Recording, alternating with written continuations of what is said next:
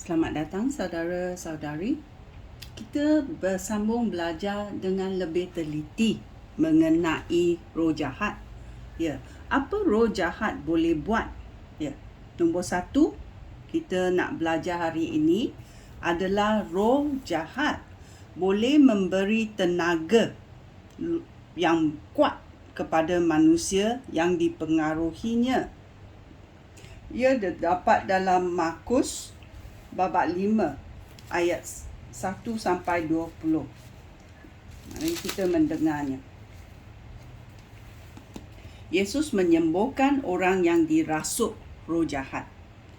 Kemudian Yesus dan pengikut-pengikutnya tiba di seberang tasik Galilea, di daerah Gerasa.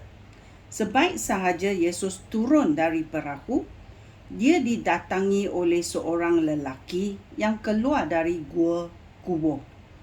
Orang itu dirasuk roh jahat dan tinggal di kawasan perkuburan. Tiada seorang pun dapat mengikat dia lagi, walaupun dengan rantai. Banyak kali kaki dan tangannya dirantai, tetapi dia sentiasa memutuskan rantai itu dan mematahkan belenggu besi pada kakinya.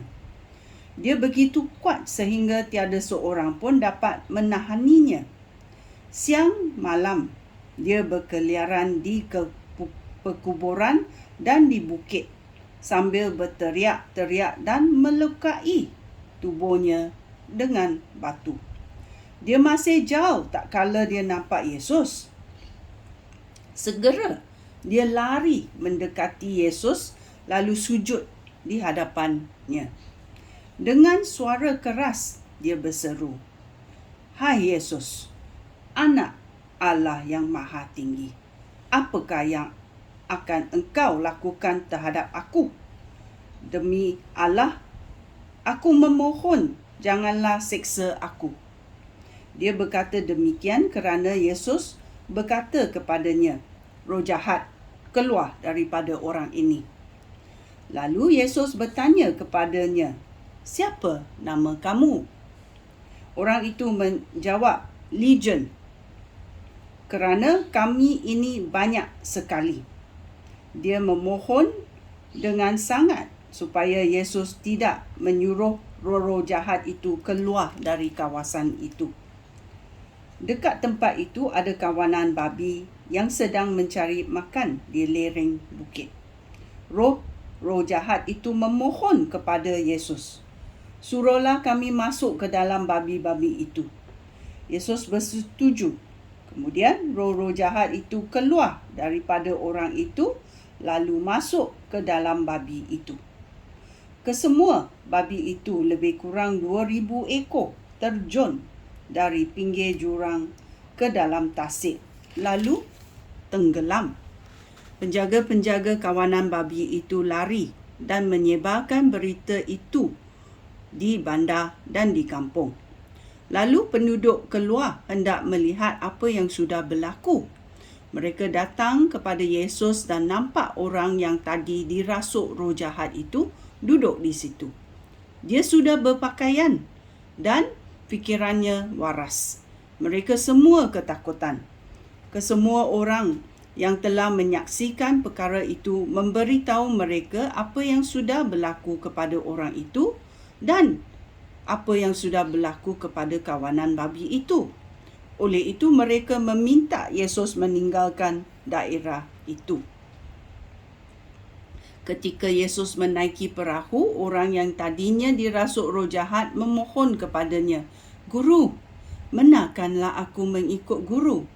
Tetapi Yesus tidak membenarkan dia ikut.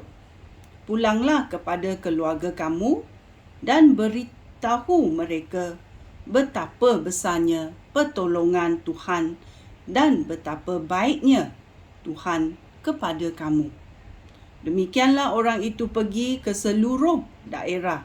10 kota dia pergi dan memberitakan apa yang telah dilakukan oleh Yesus untuknya.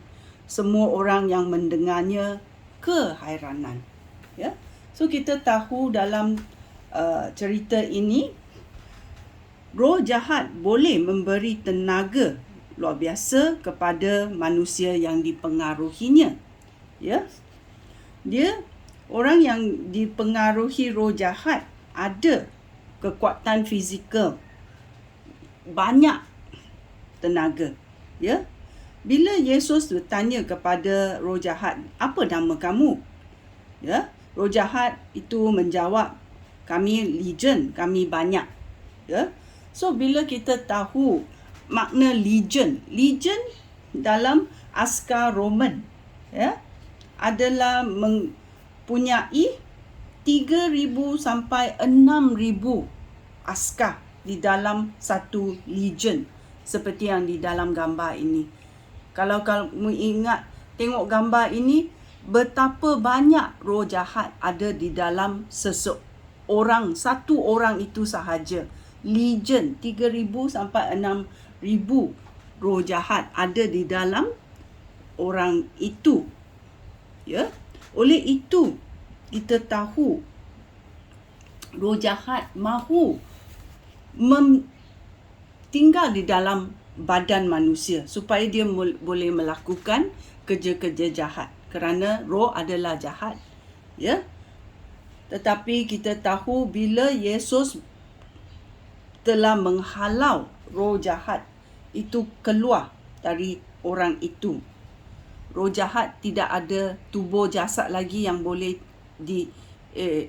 melakukan kerja-kerja jahat, sambil dia menyeru kepada Yesus supaya roh jahat boleh masuk ke dalam kawanan babi. Kawanan babi hanya 2,000 aja. Ya. So kita tahu roh jahat, banyak roh jahat boleh menjangkiti satu orang. Oleh itu, kita tahu roh jahat boleh memberi kuasa tenaga yang luar biasa, kerana dia tinggal di dalam seseorang itu. Okay? So kita faham apa roh jahat boleh buat bila dia ada dalam seseorang. Sekian, terima kasih. Shalom.